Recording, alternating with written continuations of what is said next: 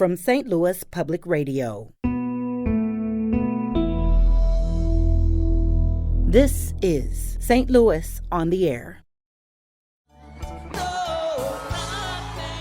I mean, you could play Pops and you can play the Galaxy, but it always was a goal to play Mississippi Nights. We even did our album release show there back in 2006. I would get down there at 1 o'clock and hang out on the sidewalk with my friend playing cards. And how many times did they play? Did you? 11. Okay. 11 times. Yeah. And did you just find that right in the book? We can look that up? Did. There is a list of all the bands in the back who played Mississippi Nights that we could find. Oh, that's so cool. We did get the calendars from the office. I'm Jeremy Goodman.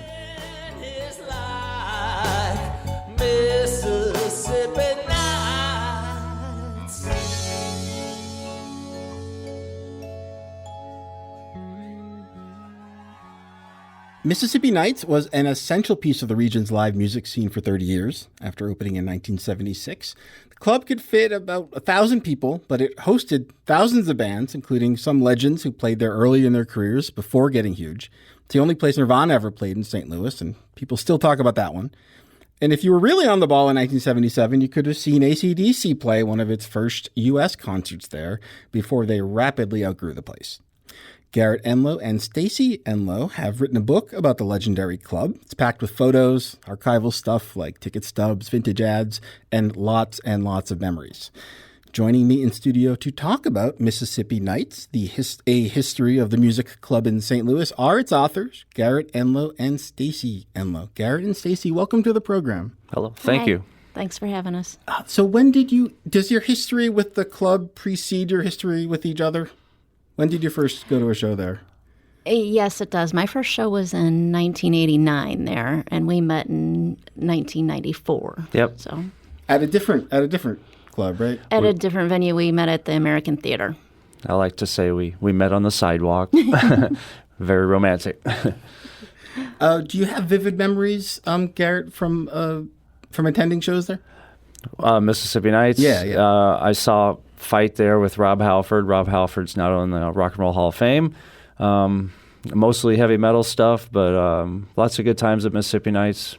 And then me and Stacy met, and I think one of our first real dates was seeing Bent at Mississippi Nights in 1997. Bent with Helmet. Yeah, and we were together for only a couple weeks when we went to that one. Right. A little romantic Bent music, right? Just cue it up on the anniversary? Maybe. I think Rob Wagner would like that. Well, a show that a lot of people bring up when they talk about the venue's greatest hits is that AC/DC one. Mississippi Nights is one of the first places they played in the U.S. We haven't been able to find any audio from that night, and maybe you've tried and failed also. But just for a taste of what they sounded like at that moment in time, here's a bit from a show just a couple weeks later.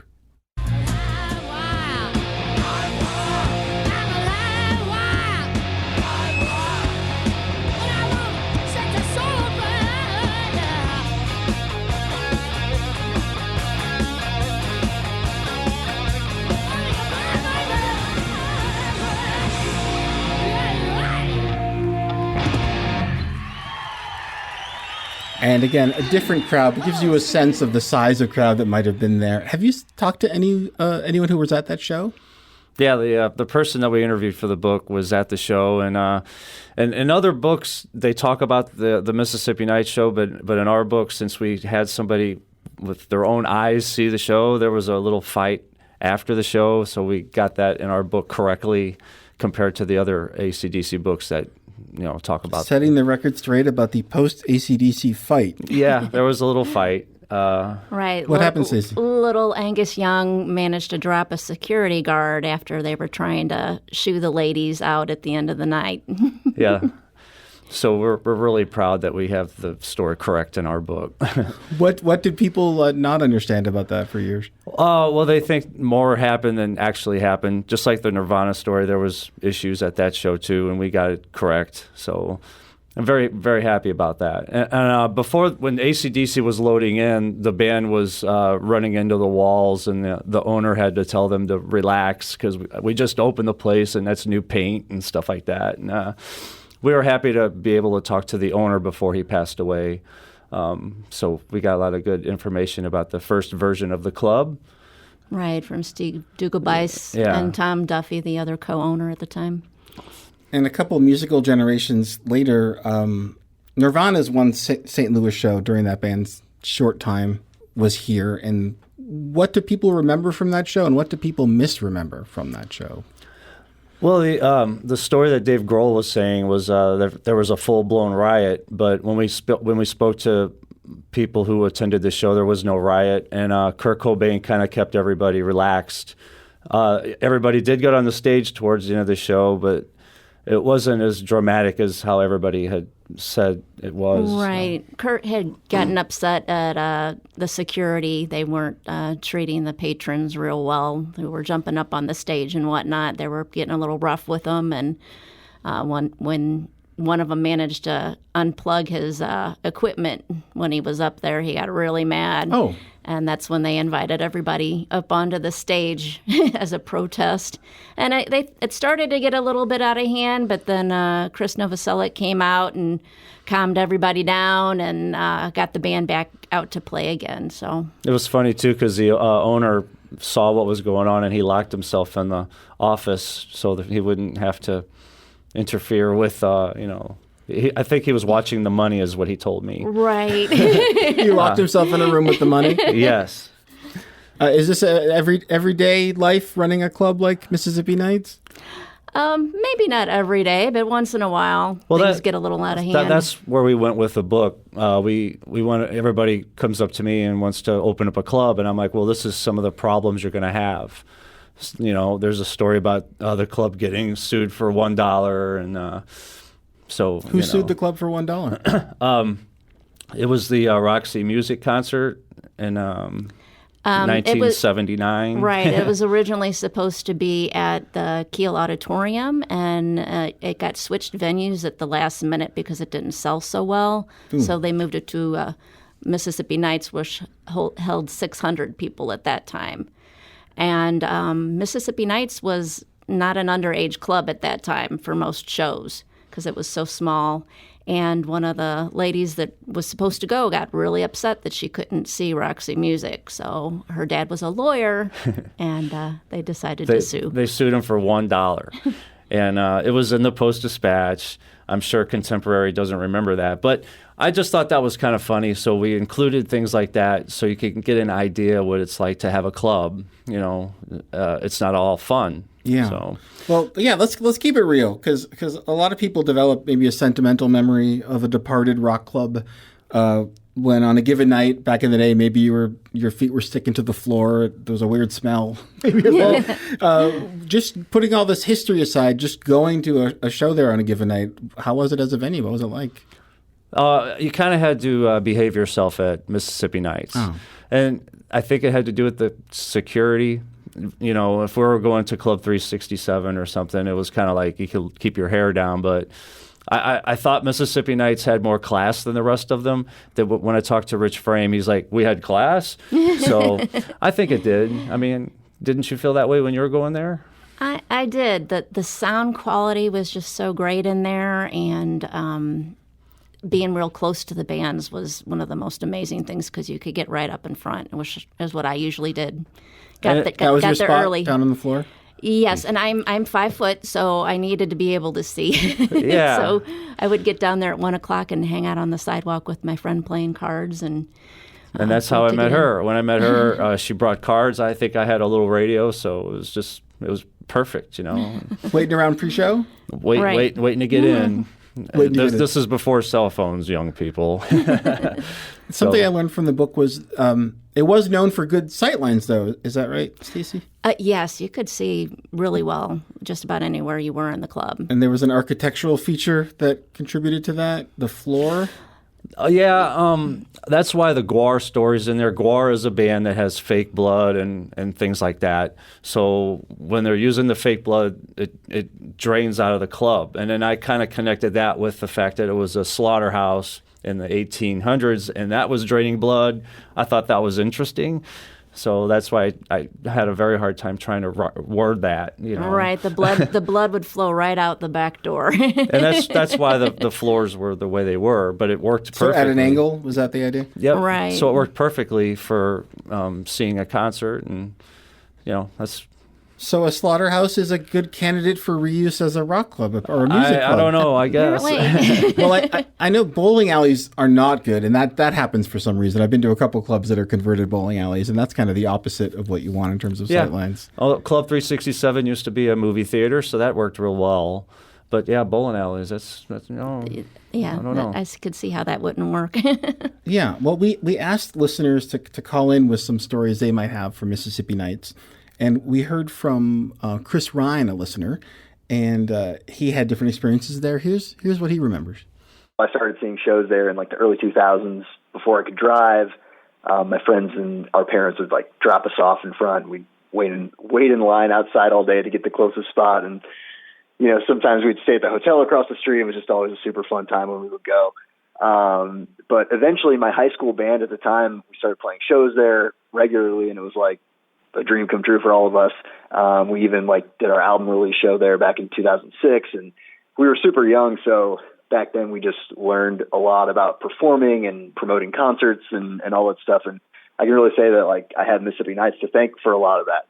There was just so much history in that room. It was just so devastating. And especially for me, it was like such a sacred place for me and all my friends. We would just play there all the time. So it definitely left a big hole in the St. Louis scene. But yeah, I'm 34 now, still in a band. We're called Star Wolf. We're still super active and release a new album next year. And yeah, so thanks, Mississippi Nights. Miss you. Listener and musician Chris Ryan talking about what it meant to play the venue as a local band. We like to talk about the stories of the big bands before they made it big, but what place did it have in sort of the food chain of local venues for artists working in town here? Oh, it was always a goal for them to play Mississippi Nights. So even coming up with the book, when I would hear how passionate people were, or I had people crying talking about Mississippi Nights, so I came to Stacy. I said, I think we should write a book about this. Right. So, you could play Pops and you can play the Galaxy, but it always was a goal to play Mississippi Nights. And quite a few of our friends sold out the place, and that's the highlight of their life, Right. It was even important for bands that lived out of town, like in Chicago. They would trade shows with people who played Mississippi Nights, and they would open for them in Mississippi Nights, and then those bands would go and open for them out in Chicago. So, and I think a lot of that had to do with Pat Lacey, who provided she provided the food, and she was like a grandmother to all the bands. So even the big touring bands would come through, and they would know that there would be good food there, and it would be good hospitality and stuff like that. Right. She would take good care of them. Tim Mullins home cooked the food, and Pat made sure they were taken care of. Well, there's even one. A guy who owned another club, we won't get into that, but he took some of the Mississippi Nights food and brought it to the club for the next night for the bands at his club, but we won't get into that right now. There's plenty of things I heard, writing this book that we won't talk about. So backstage food at Mississippi Nights travels well. I assume. Apparently. And the funny thing was, the next night, this guy witnessed him gathering up the food, and then he played that club the next day, and he recognized the food from the night before. Anyway, I'm drifting off here. It's a small world. Small music scene sometimes in St. Louis. That's hilarious. Right. We're actually going to take a break. I am here speaking with Garrett Enloe and Stacy Enloe about their book, Mississippi Nights, A History of the Music Club in St. Louis. You're listening to St. Louis on the Air.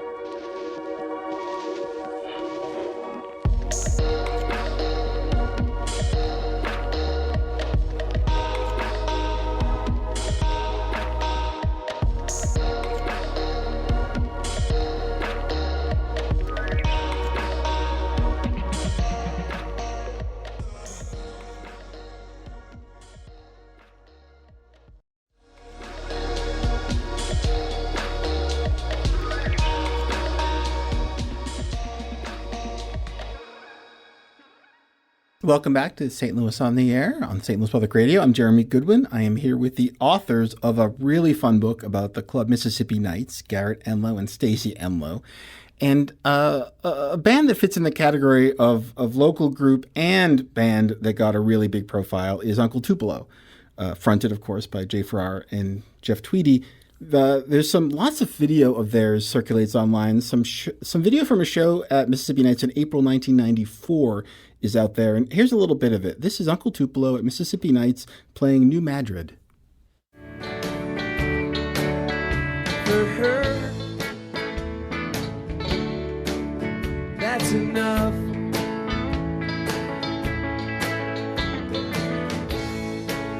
They all come from New York City.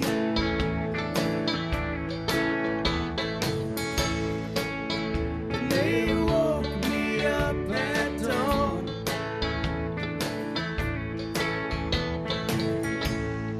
She walked with me to the fountain. She held onto my arm. Was Uncle Tupelo a regular presence at the club?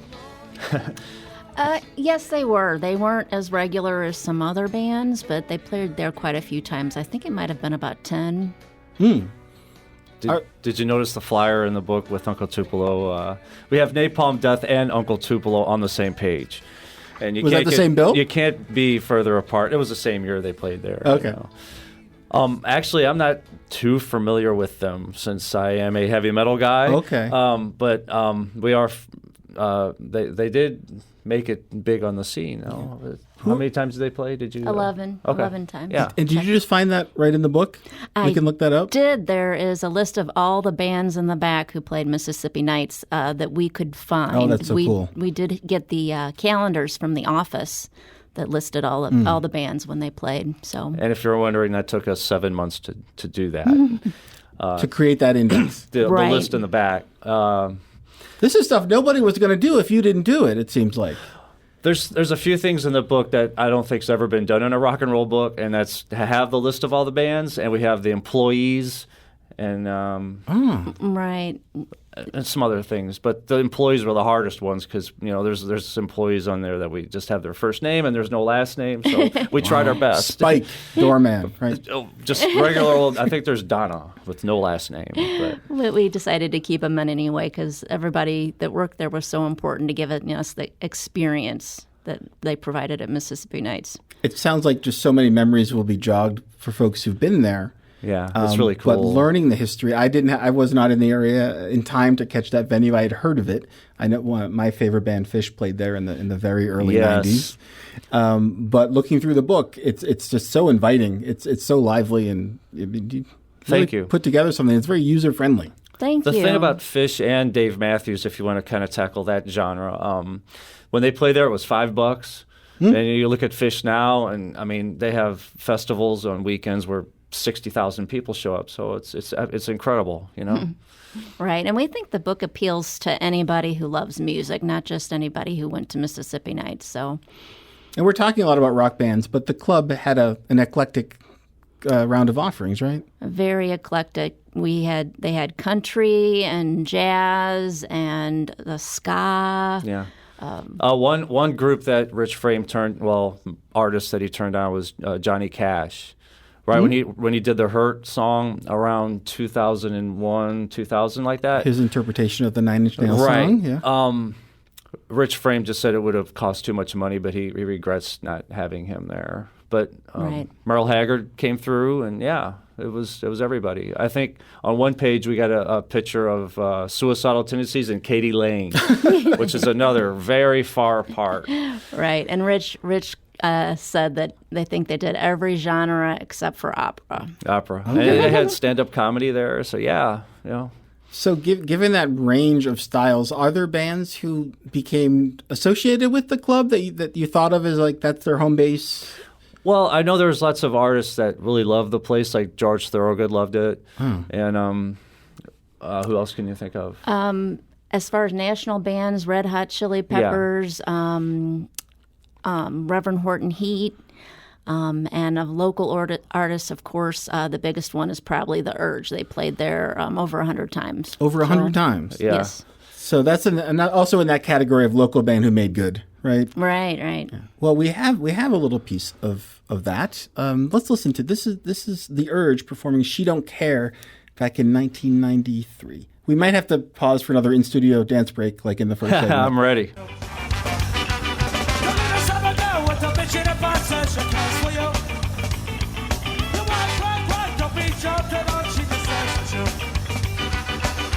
She's a little rich girl, you think you're something.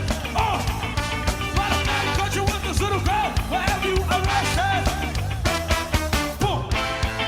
You love this one so proud. You said she loves you, but she'll never get that far. It's a dream that can't come true. So I can picture several hundred pogoing bodies right now during that, right? It was Right. so jam-packed in there when we saw The Urge. I don't think you saw him there. She saw him at Kennedy's. Right. But when I went, I mean, the place told 1,000. There was probably 1,400 people there and just sweaty. I mean, just covered in sweat when you left the place and just fun the whole night. It was just great, you know. Mm-hmm. And it was down on Laclede's Landing. What was, that's a neighborhood that's gone through all kinds of changes. What was it like at the height of Mississippi Nights? Oh, it was great. We included a little graph of all the bars down there on the landing. I think the pageant kind of messed it up a little bit, but the landing, I mean, I remember going down there and having $27 and I could go to 6 clubs. You know, it was just fun, you know. And you mean the pageant just drew some of that business A over little to bit. the Loop? Yes, it did. And the landing was starting to go in a different direction anyway. And What direction is that? the big corporate direction. Yeah, when the casino came along. The casino came along, and we get questions all the time. Why did they tear down the building? That was another reason why I wanted to write the book. So buy the book and read that chapter because it's very complicating why they tore it down. You know, No, it can be boiled down though to the casino really. Well, it was, but they had a plan for a second phase for the casino. They were going to build condominiums and retail spaces down there. And we think that that's what Mississippi Nights was supposed to be, but 2008 hit and the financial recession hit, so that didn't happen. So what's in the spot now? it's a parking lot. An empty parking lot. But Sundeckers is down the street. That building has been standing there since probably 1850, so that's still down there. They could still do something with the landing. Stacy and I went down there and looked around, and they could fix it up, and you know. Right. But the building was actually taken down for development that didn't happen? Well, Exactly. Yeah. That's sad. But I still think that if they want to put some money into it, they could, you know, make it good again. I guess right now the place with all the clubs is the Grove on Manchester, but it still won't have the feel as the Landing did in the 80s and 90s. You know, Right. it was great. Mississippi Nights was lightning in a bottle. They can't recreate what they had. It was great. I do want to ask, though, about the current scene. I mean, how healthy is the live music scene in St. Louis right now? It's a little strange. COVID did kind of ruin it a little bit. A lot of clubs, there's empty clubs that are waiting to reopen. I think it's pretty strong. It's just odd. It's been a strange cycle of clubs closing and new ones opening, and it seems like they're moving further and further out from the city also. That's a good point, yeah. And a lot of those venues are, you know, investment groups are getting some money together and building it as a business venture, as opposed to maybe, you know, just a fan of the scene who wants to invite bands over to play in the basement. It just seems like Right. the cover bands are the ones that are doing the best in St. Louis.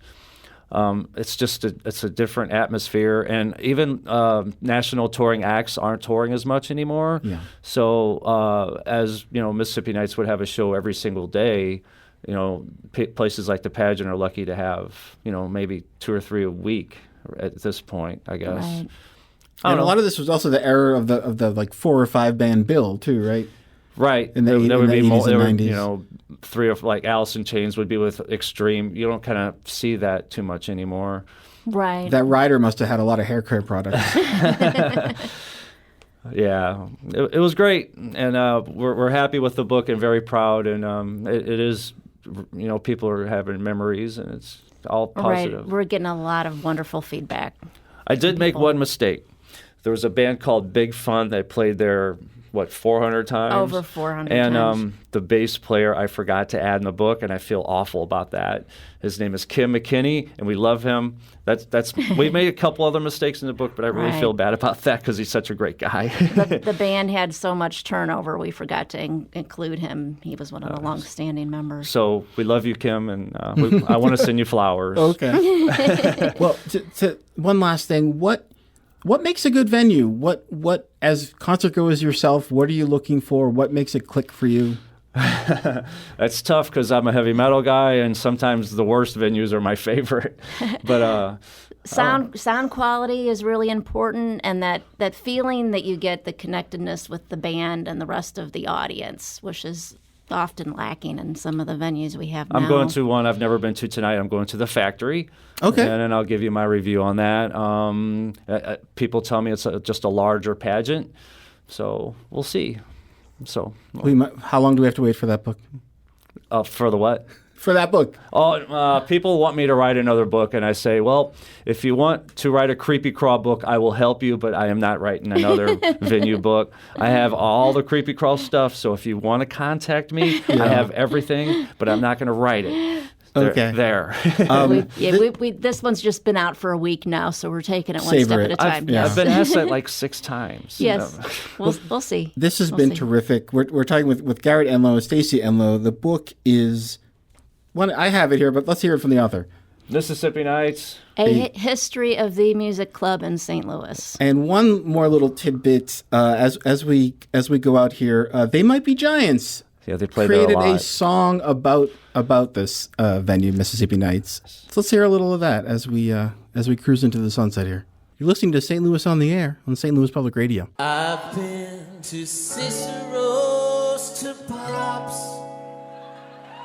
the pageant, to Point Fest, but nothing is like Mississippi Nights. No, nothing is like Mississippi Nights. It's across the street from the Embassy Suites, and at the top of the hill, from the biggest pile of broken glass, that nothing is like Mississippi Nights. No, nothing is like Mississippi Nights.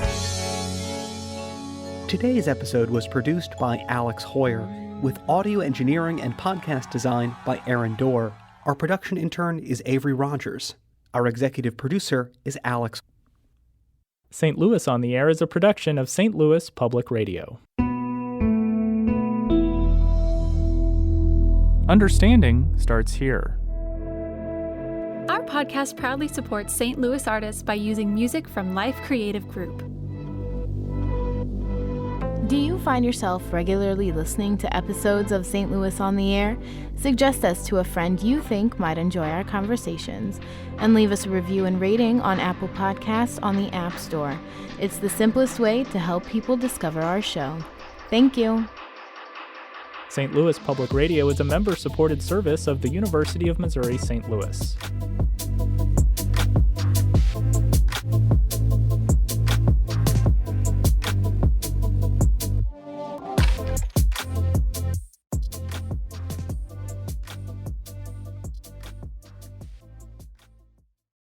Support comes from the Missouri Forest Products Association, providing more than 41,000 jobs in the production of wood pallets, railroad ties, white oak barrels, hardwood floors, and more. Details at choosewood.com.